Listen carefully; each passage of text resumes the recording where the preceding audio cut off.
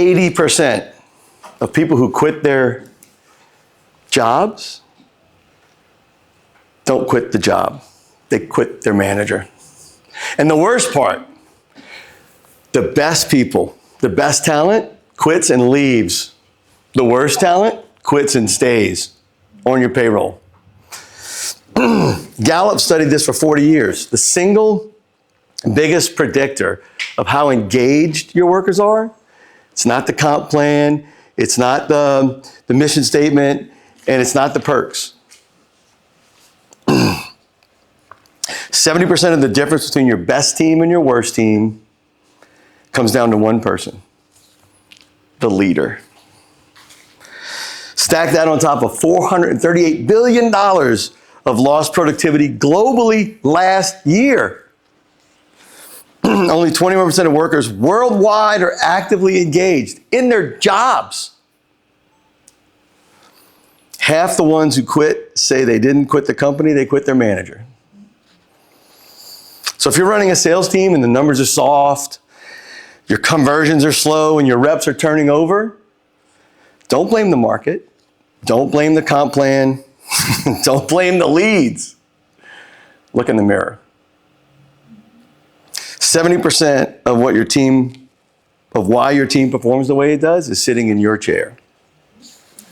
Now look, before you get mad, relax. I'm probably the worst offender in the room. I have the receipts to prove it. And I'm here today to share with you what I've learned from my mistakes to accelerate revenue into results, not excuses. There's a concept the Marine Corps built their whole operating model on: force multipliers. Force multipliers. It's where you take anything that makes a small unit hit way above its weight class. And the Marines figured out something 200 years ago that most companies haven't even caught on to today. They don't have enough generals to fight every fight. So they built doctrine, commander's intent. That lets a 19-year-old corporal make the decision a general would make in the absence of a general. So the Corps doesn't run on the general. The Marine Corps runs on the corporal who knows what the general would do and does it without being told. And that simple doctrine, that turns a single soldier into a force multiplier.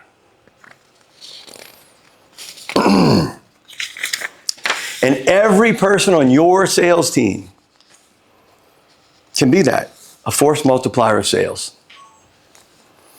Carrying the standard, closing the deals without you on the calls, and multiplying your efforts by 10. If the conditions around them allow it. So what makes someone a force multiplier of sales? Most leaders give me the same answer: integrity. Right? You want people with integrity.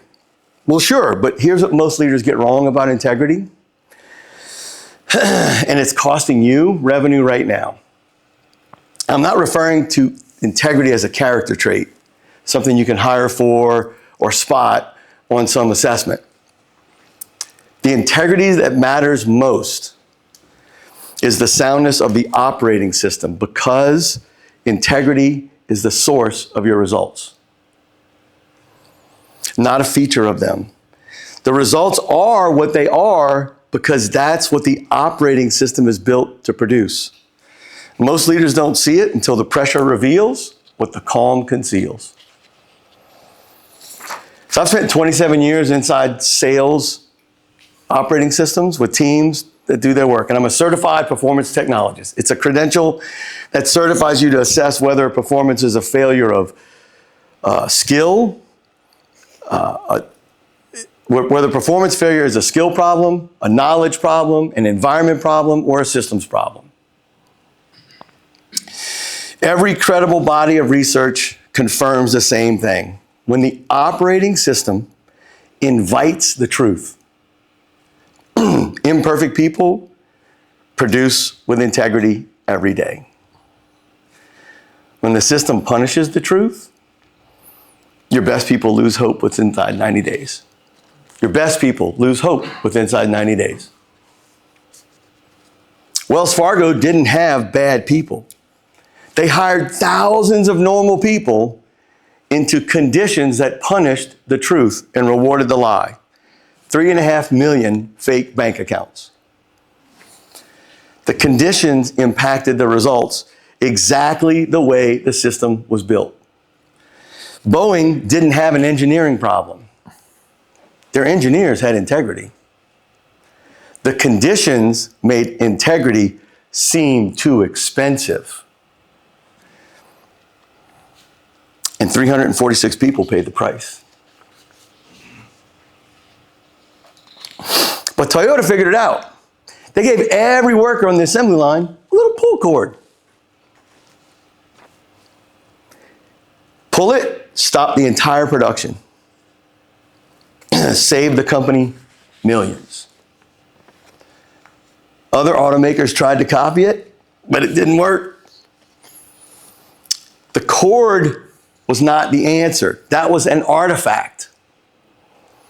The conditions around the cord, the culture that made pulling it safe, that gave workers permission to operate the system with integrity and produce desired results: higher quality, lower production costs, and optimized revenue.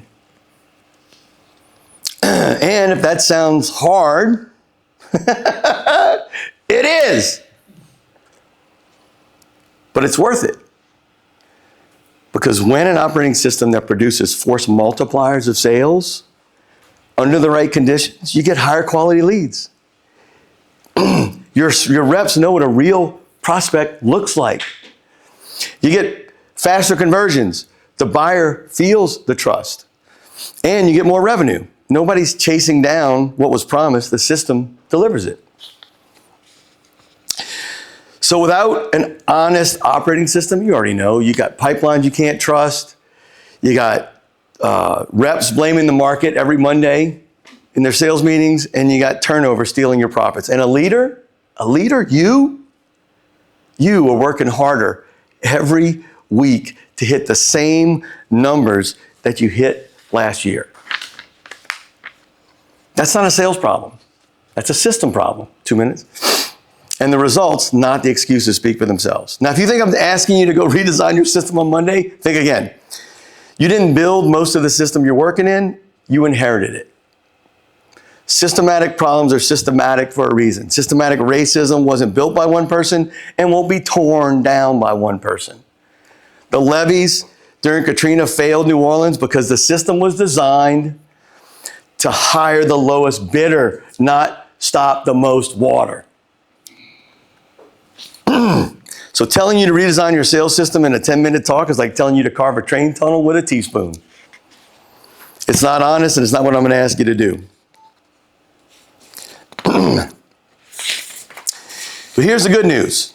You can lead people faster than you can change the system. You can lead people faster than you can change the system. And leadership inspires people. People impact the processes alter the platforms, and the platforms exchange information. That evolves the system. It all starts with one leader having one conversation, asking one curious question, where the possible answer is, I just learned something I didn't know that I didn't know. I mean, that's the spark that starts the transformation, because that's how we discover our blind spots. I mean, they're called blind spots for a reason, right? If they were just spots, that'd be a different problem. So,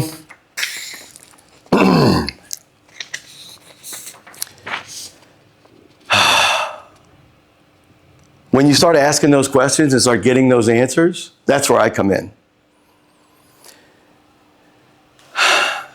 You're going to get a lot of answers. But over my career, I've worked with hundreds of sales organizations. I've taken the answers leaders pull out of those conversations.